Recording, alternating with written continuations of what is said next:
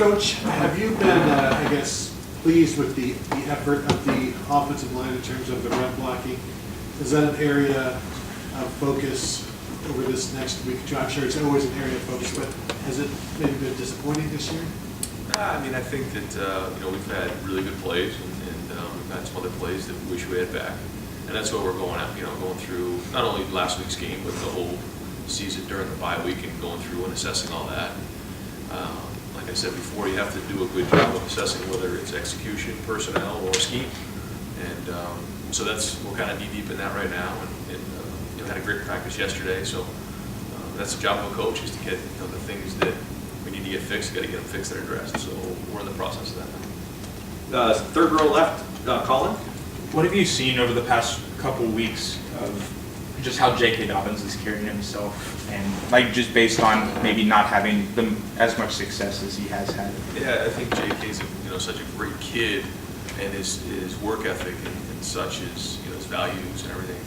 Can't say enough about and Mike and the way they've gone about their work. They're not really getting as many carries as they like, and haven't so far like the year that they would like to have had. But a lot of that has to do with kind of the way we're made up this year in our personnel. But moving forward, we want that type of production, and we're going to spend this week and keep moving forward, throughout the rest of the season, trying to make sure we put those guys in a situation to do that. But he's had his impact in other areas too, in the pass game and screens and throwing the ball. So can't say enough about him as a person. Second row middle, Marcus. Where are you in terms of just trying to figure out what your bread and butter is in the running game? I think you guys have tried a lot of different things, but Coach Wilson said a week or so ago maybe you needed to find a couple of consistent things. Kind of where are you in that process? Yeah, I think that the RPOs have been excellent for us, and some of the reliefs that we've done have been really, really good. I think last week you saw us in the red zone when we needed to do it. We didn't quite do it, and so spending our time getting that fixed. But to your point, I think that finding the right ones that we can hang our hat on is still a work in progress. Is there something to where maybe even just more reps would help you out with the line working better together, the backs kind of getting everything timed up? I mean, have you struggled just with fewer reps? Does that help you back too? No, I don't think so. Third row left, Dan. Ryan, if you guys had to look at changing, maybe adding some new running plays at all during this off week because of some of the plays that haven't worked, and specifically maybe away from quick read options or quarterback run kind of plays? I think you always, at this time, you look at your tendencies, you look at what you've done, and then what's on film. But then also, again, a good coach can identify whether it's execution, it's scheme, or personnel. And so, if you make a mistake in that area, then all of a sudden you're trying to fix something that doesn't need to be fixed, and figure out where the real problems are. And so we're in the process of that right now, and sorting through all that. But I think it's a little bit in all areas. I think there's some plays where we can do a better job schematically. Other jobs we can do, other areas we can do a better job, executing. A little bit here, a little bit there.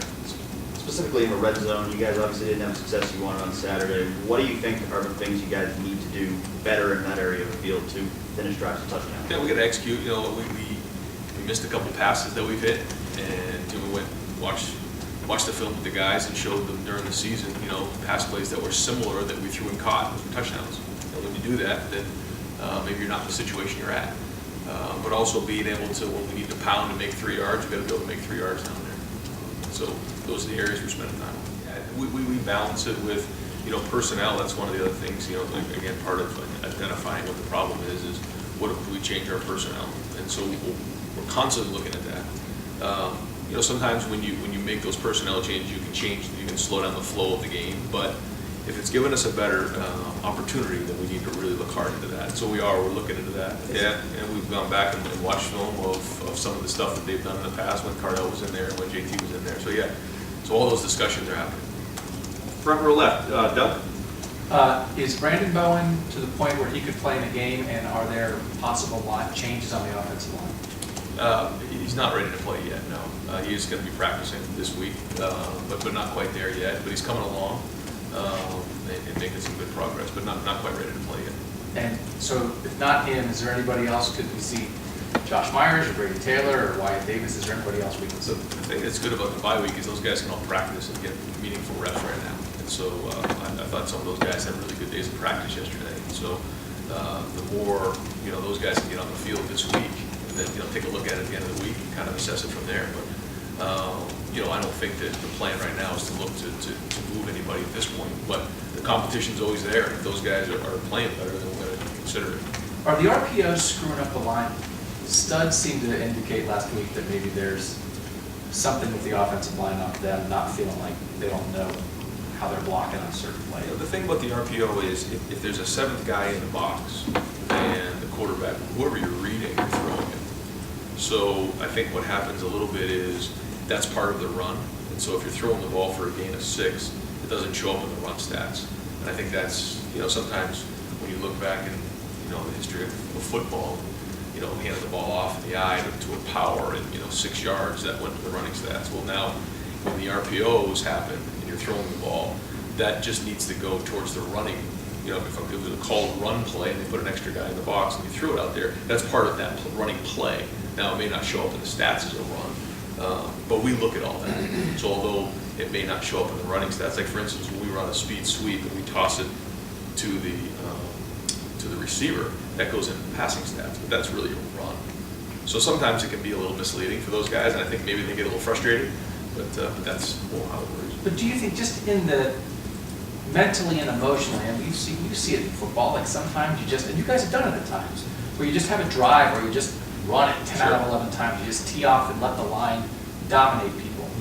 How many run calls per game are you giving the offensive line just a chance to tee off and physically impose their will on somebody?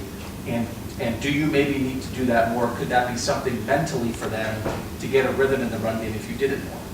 I think that every play, they should be imposing their will on the other team. So if you're calling a run play, it doesn't matter what the scheme is. You should have that mentality anyways. But to your point, I think that when you have a run play where the ball's going to end up in the tailback's hands, there might be a little bit of a different mentality there. And again, that's all stuff that we're looking at. Do you think they have done it? If you think every play they should be able to impose their will, have they this year enough? I think that's what we're looking at. And we're evaluating all of that right now. And again, it's all areas. If we run the ball and it bounces out to the perimeter, and maybe one of the receivers doesn't finish their block, or it could go for a big play. I know there was one play where we tossed it outside and it was really well blocked, and one of the DBs came off and made a play. So just like in the passing game, when people want to know why the passing game maybe isn't working, it's the protection, it's the routes, it's all that. Well, it's the same thing in the run game. The quarterback's involved in making sure we get to the right play and reading the right guy. The guys up front got to block, and then the guys on the perimeter can do the same thing as well. So everybody's involved in it, and we all got to get it fixed. Right next door. Bill? Ryan, I don't think you guys used 2 tight ends at all in the red zone against Purdue. I'm just wondering, as you're looking at things to maybe tweak a little bit, what your confidence level is, and even your ability to get like a heavier package on the field, whether that's 2 tight ends, another back, or even a 6th offensive lineman. I'm just looking to do that. Yeah, and that's we're looking at all those things, and it's a good point. You get a bigger surface over there, and maybe the extra hat, comes in from a little bit further away. Running Dwayne down there really isn't much of an option as it used to be, with JT. So again, really uncovering everything, whether it's the quarterback run, with someone like Tate coming in the game, wildcat packages, different personnels, all those things that we're evaluating right now. And with Dwayne, I think everybody knows the skill sets are vastly different between JT and Tate. Is there anything with Dwayne that maybe he just needs to be a little more willing to run it sometimes and put his head down and get a couple yards for you guys? I think if we ask him to, like, the TCU game, he pulled it down and ran, and did a nice job there, and maybe we will ask him to do a little bit more.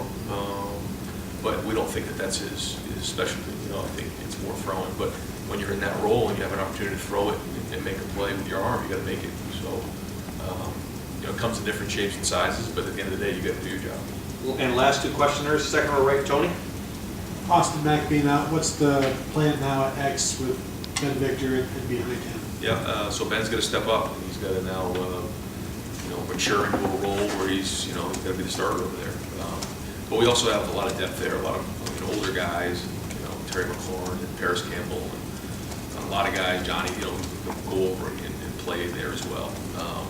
And then Jalen Harris is a young guy that's going to have to step up as well. And when his number gets called, he's got to be ready. But good news is we've got some older guys that know the system really, really well, and so we can move some guys around if we need to. Is this an opportunity then also for Jalen Harris to get more reps if he's got in practice, in terms of practice. For he's sure. done all year. Yes. And final questions, Tim? Yeah, no, well, follow up on that. Is Ben Victor capable, in your mind, of stepping up and being a, He's shown not every down back, you understand what I'm I saying? think he's definitely shown the ability to do it. He's shown flashes, and this year he's really shown in big spots. But in terms of the consistency, that's something he's going to have to show if he wants to be a starter for the rest of the season. Following up with what a couple other guys asked, with Queen not being what I call a legitimate run threat or a threat that seems to be worrying people, how much are you seeing defenses just gang up on the running back aspect of things? You follow what director of Yeah. practice? It seems to be the big problem. Y'all aren't getting them to the second level, unfettered, so to speak. I think that when you have a little bit more of a threat at quarterback, then you equate the numbers in a box, and so that you have one extra guy, and so they're always loading up the box in the run game, no matter what level you're at, what offense you're in, they're going to load up the stop and run. But when you don't have as much of a threat at quarterback, then sometimes the numbers work against you. But then that opens up the pass, and so when it's time to call the pass, and they put the guys in there, and we throw and catch the ball, and we look like $100. You know what I mean? But when it doesn't go well, then all of a sudden now we're trying to figure out how we're going to run the ball in the red zone. And so it goes hand in hand. We got to be able to throw the ball better, and we got to be able to run the ball better. But this what's funny about this whole conundrum is, there's never been an Ohio State team throw the ball better than this team has, at least through the first 8 games. I mean, and prolifically and everything else, yet the defense still seems to be able to gang up and stop the run. Is that, you would think it'd been spread out by now. Are y'all pulling your hair out a little bit because of that? No, because I think that, when we sat in here and met as an offense, we talked about how we're one of the most explosive offenses in all of college football. And that, statistically, we're one of the most productive. But now we got to figure out how we're going to win in situational football. We've got to do a better job in that area, because if we can solve that, then we're really where we want to be. And I don't, when we come in here and beat as an offense, we don't want the guys to lose that, because they've done a lot of good things and scored a lot of points and gained a lot of yards. But when it comes down in there, we got to get those problems solved. A lot of people say the foibles of relying on the passing game is what maybe you saw Saturday was he threw 73 passes, completed 47 for more yards than anybody in history, yet there were 3 plays that clearly could have been thrown up, made a beat earlier or things like that to change everything, right? Yeah.